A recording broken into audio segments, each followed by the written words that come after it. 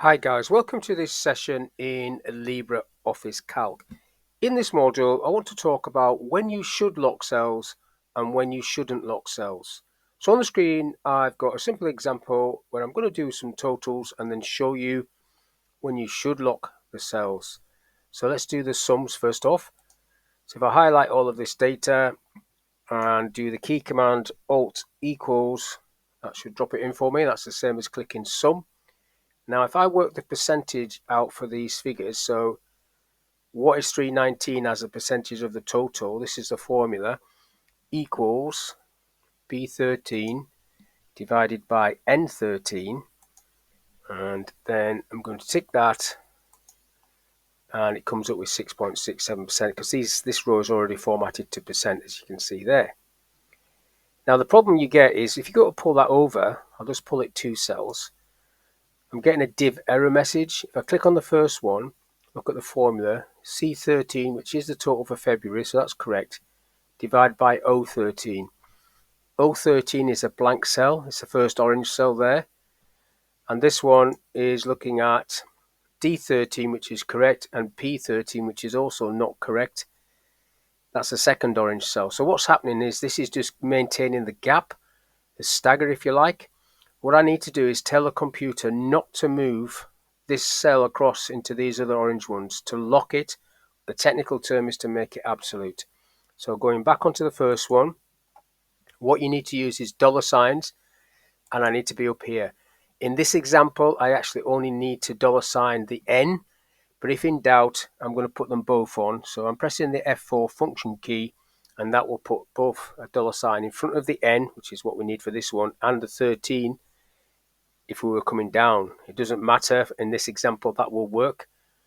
If I tick that and pull that over, you'll see that dropping that in there, 100%. Now, if I do it again coming down, so in this example, it would be the 13 that would need to be locked, but let's just type it out, equals N5 divided by N13.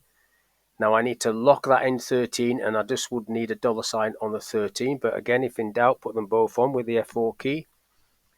Click the tick, get the percentage there because it's already formatted, pull it down. So that's an example of when you would use dollar signs.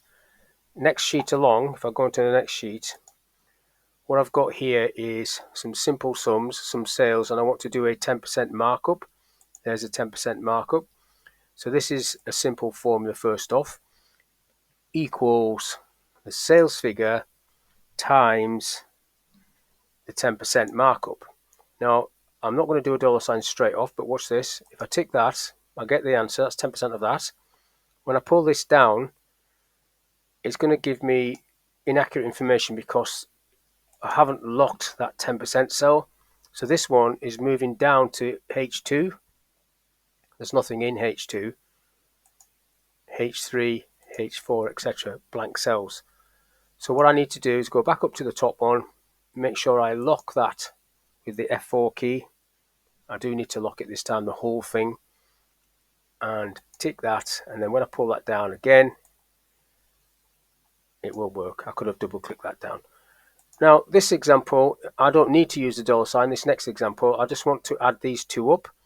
So I can use the sum function to do that. Just simply use the sum function. The key command for that is Alt equals. It's just looking at those two cells. Tick that. No dollar sign needed. I get the little black cross and double click that down, and it all works because it's just looking along the row for its cell references, and it wants the row, each row as you're coming down. So that's no dollar signs. Back to using dollar signs again. Now I want to basically have a running total. I want it to add up these two cells, and then these 3 cells, and then those 4 cells as we're going down. So now I need to type this out. I'm going to type this one, equals sum, open bracket. So it's going to be E2.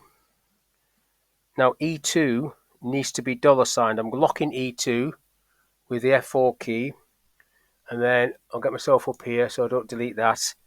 Do a colon and then type E2 again, and then close the bracket. So what I'm doing here is I'm locking part of this formula. If I tick that, it'll still work, it'll still add it up.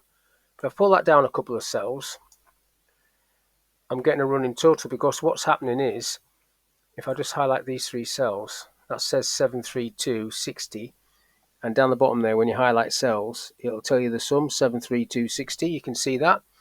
So if I click on the second one, it's saying E2, because that's locked, that's the starting point, up down to E3, so it's moving down.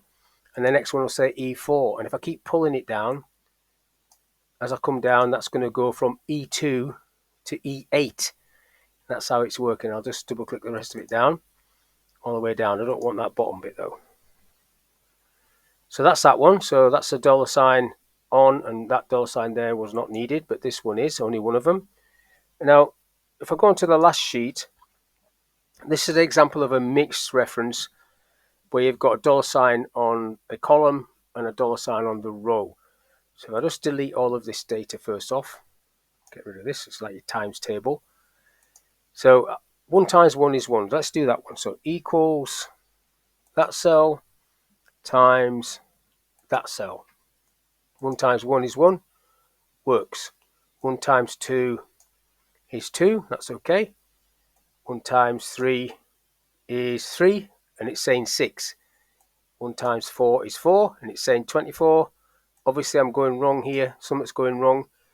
Now what's happening is, if I click onto that 24, it's looking at E2, which is 3, and F1, which is 4.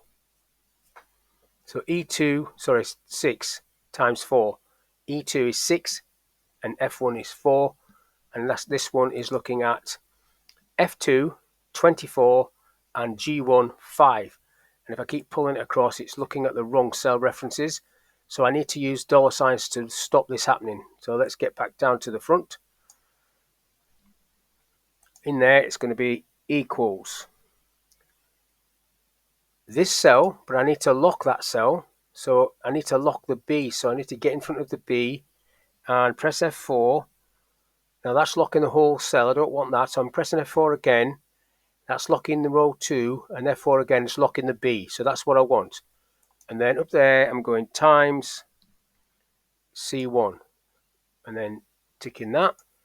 So when I pull that across, that should work now. It should be exactly the same. 1 times 10 is 10. Great. But what happens if I pull this down? If I pull that down, so this is again's gone wrong, look. So what's happening there? That's looking at B6, 5, and C5. C5 is that cell above, 24. So this needs sorting out as well. So I'll just delete these off. What I have to do is lock row 2. So I've locked the column. Now I'm going to lock the row. So up on the top there, row 1 should I say, not row 2.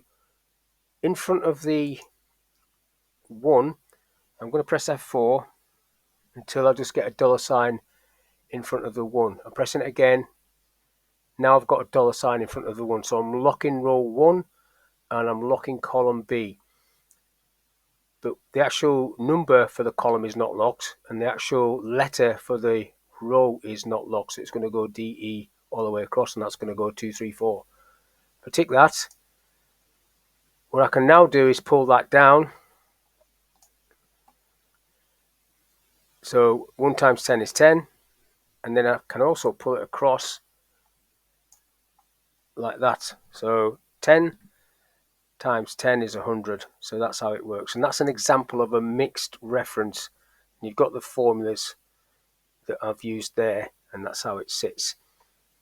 So that's all I want to talk about in this little video, when you should use $signs and when you shouldn't use $signs, and how you can achieve things like this. Because if you had to type this out manually, this would take a long time. But with the fixing of $signs, 1 in front of the column, 1 in front of the row, that's quite quick. So hopefully this little video is of use. Thank you for your time. I'll catch you to the next one.